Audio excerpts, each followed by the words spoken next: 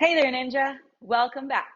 I'm Natanya, and I'm so excited to talk to you about how to get into crow pose. In this video, we're going to look specifically at the actions in your shoulders and in your arms and in your core, right? Oftentimes you show up to a yoga class, the teacher just says, put your hands here, put your knees here, and now balance.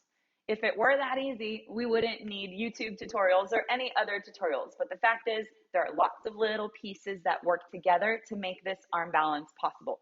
So let's take a look at some of the work in the upper body. In the last video, we talked about activating our hands. If you haven't seen that video yet, please go back and watch it. All of this builds on itself. So in crow pose specifically, we are pushing the floor away. A lot of times crow pose feels really heavy, feels like you're gonna fall all over yourself because you're not resisting the ground. We have a tendency to think that we need to just sit on ourselves, when in fact we need to lift up and away from ourselves.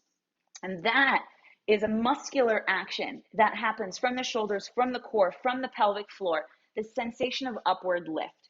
So it's gonna begin here in the hands with Hasta, Banda, as we talked about in the last video, and in the shoulders. So come to all fours with me. If you prefer to watch and try it later, that's totally fine, but you might follow along. Come onto tabletop position and find Hasta, Banda, right? So grip your fingertips into the mat. Feel that upward sensation of lift from the center of your palm. Now imagine you're gonna do cat-cow, right? But we're gonna do it a little bit differently. Without arching your spine, so without lifting your tailbone and your face, draw your shoulder blades together. Keep your arms straight, but allow your chest to descend down toward the floor. Take an inhale here. And as you exhale, push the floor away, dome your upper back, protract your shoulder blades. So protraction means spreading your shoulder blades wide apart and rounding your upper back. We're gonna do this 4 times. Inhale, keep your abs tight. Draw your shoulder blades together. Let your chest descend towards the floor. Exhale, push back up, protract your shoulder blades. Good, 3 more. Inhale, drop. Keep your arms straight, push the floor away, dome your upper back. 2 more. Inhale, descend the chest.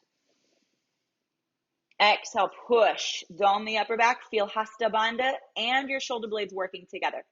1 more time, dip the chest.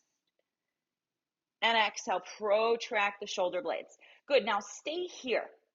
Push your thumbs into the floor and drag them towards each other. Feel as though your armpits could connect underneath you. Suck your belly in. Keep rounding through the upper back. Take 1 more big breath in here. And a full breath out. Stay with it. 1 more big breath in. And then sit back on your heels and roll out your wrists. Okay? So what I'm hoping that you felt was the sensation of power that is available to you when you squeeze the floor with your hands and when you push the ground away. At no point in your arm balance practice should you feel like you are sinking to the floor.